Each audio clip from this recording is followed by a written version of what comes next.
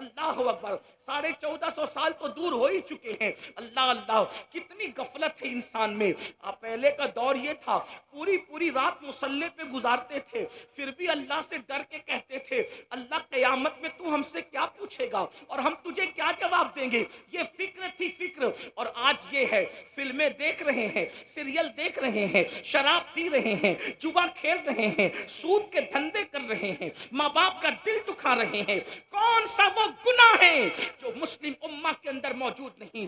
بڑے بڑے جرائم، بڑے بڑے گناہ، بلکہ وہ گناہ کر رہے ہیں جس میں آسمان پھٹ کے زمین پہ گر جائے۔ پتہ ہے ایک گناہ ایسا بھی ہے جس کی وجہ سے آسمان پھٹنے لگتا ہے، اگر فرشتے نہ پکڑ لیں تو آسمان پھٹ کر کے گرے۔ وہ کون سا گناہ ہے؟ اللہ اکبر۔ حضرت سیدنا فقی ابو اللہ سمرقندی فرماتے ہیں کہ جب کوئی مرد کسی مرد کے ساتھ بدفعلی کرتا ہے، جب کوئی نوجوان کسی نوجوان کے ساتھ بدفعلی کرتا ہے، تو اس وقت اللہ کا عرش کانپنے لگتا ہے، خدا کے عرش پر زلزلہ طاری ہوتا ہے، عرش پر کپ کپی کی کیفیت طاری ہوتی ہے، اور قریب ہوتا ہے کہ آسمان پھٹ کر کے زمین پہ گر جائے۔ فرشتے آسمان کے کونے پکڑ کر قل ہو اللہ شریف کی تلاوت شروع کر دیتے ہیں، اور آسمان کے فرشتے جب قل ہو اللہ احد کی تلاوت کرتے ہیں تو ان کی تلاوت کی برکت سے وہ کیفیت ختم ہو جاتی ہے۔ آپ مجھے بتائیں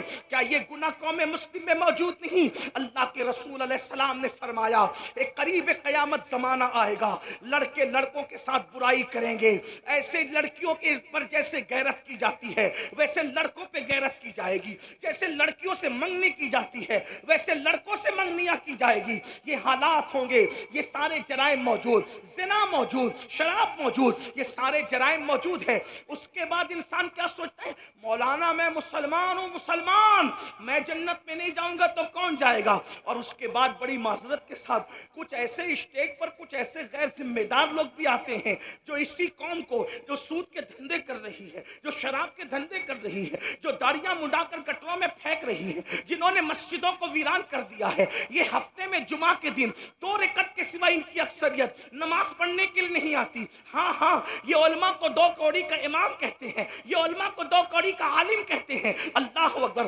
علماء کی توہین کرتے ہیں، حالانکہ واللہ عالم کو نائب رسول مصطفیٰ جان رحمت نے فرمایا، یہاں تک فرمایا گیا جو عالم کی توہین کرے گا مرتے وقت اس کی زبان پہ کلمہ نہیں آئے گا۔ یہ وہ قوم ہے، اللہ اکبر، علماء کے حق کو ہلکا جانے، اماموں کی توہین کرے، گناہ پر گناہ کرے، اور اس کے بعد کچھ لوگ ایسے غیر ذمہ دار ہیں، کہتے ہیں فلاں کا چہرہ دیکھو تو جنت مل جائے گی، اور قیامت کیا، قیامت میں تو جو ہوگا دیکھا جائے گا۔ اس طریقے کی بات میں پوچھتا ہوں میرے بھائی، کیا یہ بات صدیق اکبر کو نہیں پتا تھی کہ جو ہوگا دیکھا جائے گا؟ فاروق اعظم کو نہ پتا تھی کہ جو ہوگا دیکھا جائے گا؟ آؤ تھوڑی دیر فقیر کا درد دل سن لے۔ اگر اس زوم کے اندر ہو، اگر اس غرور اور گھمنڈ کے اندر ہو کہ جو ہوگا دیکھا جائے گا، میں عرض یہ کرنا چاہتا ہوں، اگر یہ سوچتے ہو نا کہ میں تو عاشق رسول ہوں مولانا، جو ہوگا دیکھا جائے گا، تو میرا عقیدہ یہ ہے اس پوری امت میں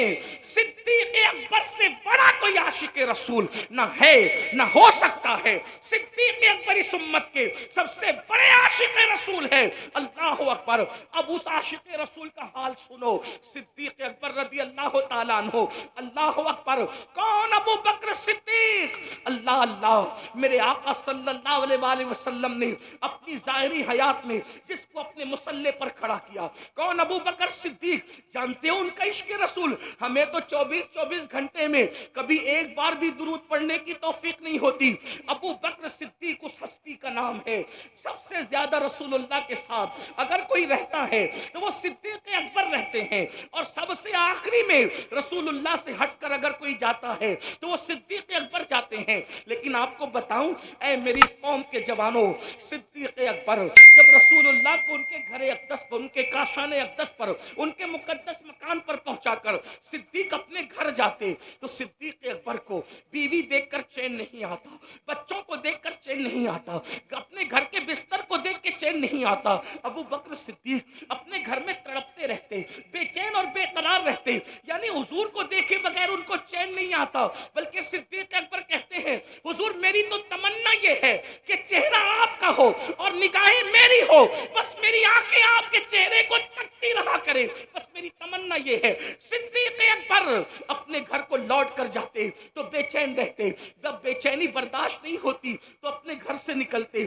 اور رسول اللہ کی چوکھٹ پر آتے۔ میرے آقا کے گھر پہ پردہ پڑا رہتا تو صدیق اکبر اپنا رخسار نبی کی چوکھٹ پہ رکھ دیتے، کبھی یہ رخسار کبھی یہ رخسار، اسی طرح رات گزر جاتی۔ جب صبح ہوتی حضور اکرم نور مجسم صلی اللہ علیہ وآلہ وسلم جب اپنے کاشان اقدس کے دروازے سے پردہ ہٹاتے تو دیکھتے کہ ابو بکر صدیق حضور کی چوکھٹ پہ پڑے ہوئے ہیں۔ تو آقا ارشاد فرماتے، ابو بکر کون سی ضرورت تم کو یہاں لائی ہے؟ تو صدیق اکبر کہتے یا رسول اللہ، آپ کے بغیر میرے گھر میں مجھے چین نہیں آتا، مجھے قرار نہیں آتا۔ تو جب چین نہیں آتا تو میں سوچتا کہ آپ کا چہرہ نہ صحیح آپ کی چوکھٹ پر رات گزار دوں، تاکہ جب صبح ہو سب سے پہلے ابو بکر کسی کا چہرہ دیکھے تو اپنے محبوب محمد رسول اللہ کا چہرہ دیکھے، اور سب سے پہلے غلاموں میں نبی کی نظر جس پر پڑے وہ ابو بکر صدیق پر پڑے۔ یہ صدیق اکبر ہے، یہ صدیق اکبر کا عشق رسول ہے۔ افضل البشر بعد الانبیاء بالتحقیق سیدنا صدیق اکبر، جن کے بارے میں اقبال کہتے ہیں پروانے کو چراغ تو بلبل کو پھول بس، صدیق کے لیے تو خدا کا رسول بس۔ نعرہ تکبیر، نعرہ رسالت، مسلک اعلی حضرت فیضان ابو بکر صدیق، سیرت حضرت ابو بکر صدیق سید امین القادری صاحب قبلہ۔ بہت اچھا، زندہ باز۔ آقاؤں کے نام کے ساتھ میرے نام کا نعرہ نہ لگا۔ صدیق اکبر،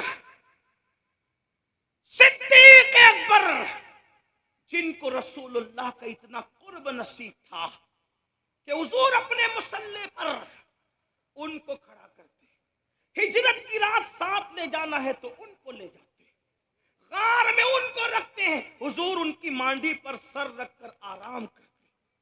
جب ہم حضور کو ان کی مانڈی پر ان کے زانوں پر سر رکھ کے آرام کرتے دیکھتے ہیں تو عشق و محبت والے یوں کہنے لگتے ہیں دنیا قرآن کو گود میں رکھے گی لیکن ابو بکر تیری قسمت کو سلام، تو نے صاحب قرآن کو اپنی گود میں لے کر کائنات کی رعنائیوں کو اپنی گود میں سمیٹ لیا ہے۔